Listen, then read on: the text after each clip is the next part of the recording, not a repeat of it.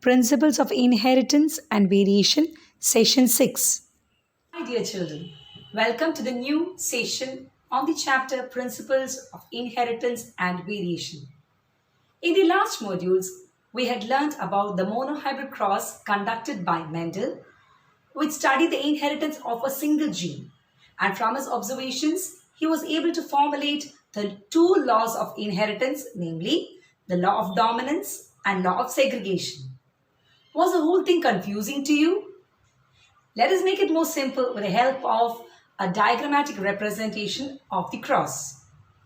The formation of gametes by the parents, the formation of zygotes, the production of the F1 hybrids and F2 hybrids, everything can be diagrammatically represented by a Punnett square. A Punnett square is a graphical representation which gives us the probability of the possible genotypes from a genetic cross. It gives us a very useful information about the probability of a genetic cross or the products of a breeding experiment. And this Punnett square, it was devised by a British genetist, namely Reginald C. Punnett. So let us learn the Mendel's experiment with the help of a Punnett square.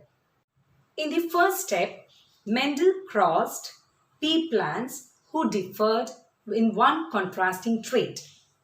So let us take an example in which the contrasting trait is for height of the plant. So what are the contrasting traits for height of the plant? They are tall and dwarf.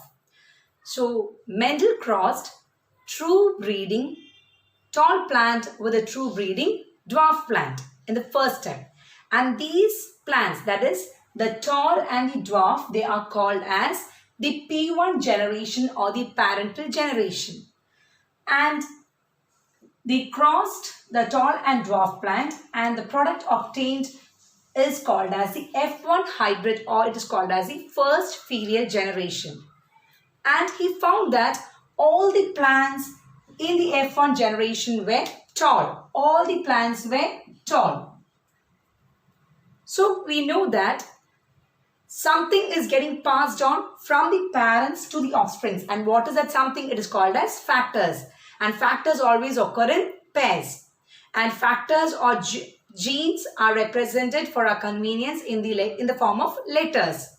And what letter is given depends upon the character or the trait which is expressed in the F1. Now, what is the trait which is expressed in the F1? It is tall.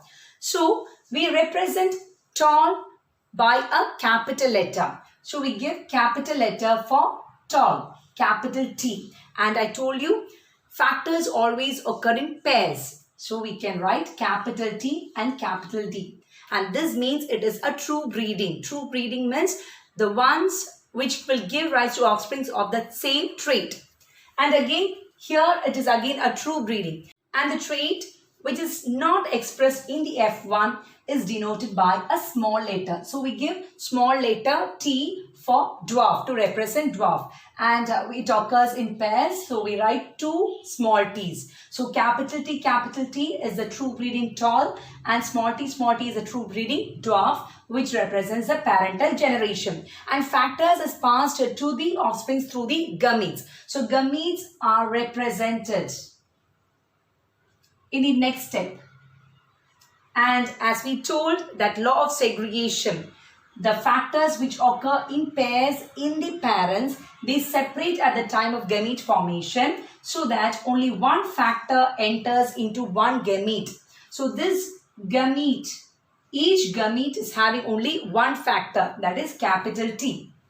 Is it clear? And here it explains the law of segregation. Again, over here it segregates into the gametes.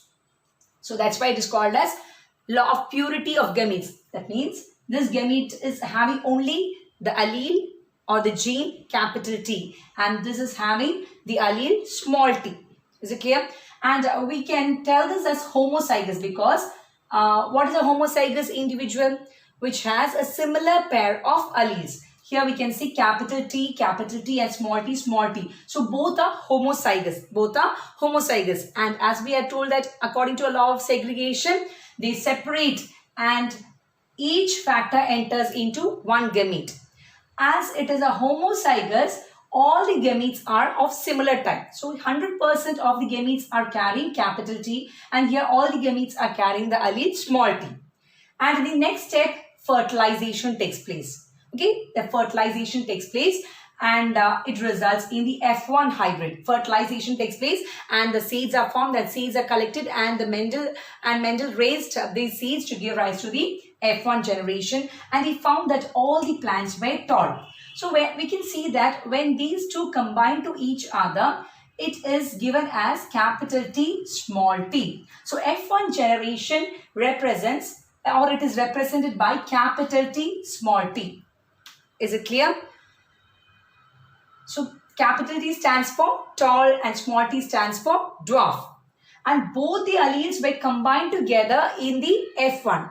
But what was the phenotype? What do you mean by phenotype? It is the descriptive, or how the organism, the external appearance of the organism is called as a phenotype. So the phenotype of the F1 hybrid is all were tall. All were tall. Then where did this dwarf disappear? Yet it is present. Yet it is present in the F1 hybrid, but it is not getting expressed. And here it gets explanation for law of dominance. This is a heterozygous genotype. What do you mean genotype? The genetic constitution. See, this is the genotype. Capital T, small t, and capital T, small t. All these are the genotypes.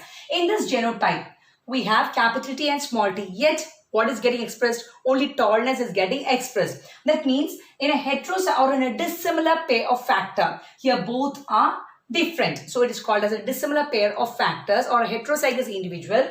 The one member of the pair dominates the other. Who's dominating over here? Who's getting expressed over here? The tallness. Tallness is represented by capital T. So capital T dominates small t. Is it clear? That is called as law of dominance. Characters are controlled by discrete units called as factors. Factors occur in pairs. In a dissimilar pair of factor, one member of the factor dominates the other. Is it clear? And that is called as law of dominance. Thank you.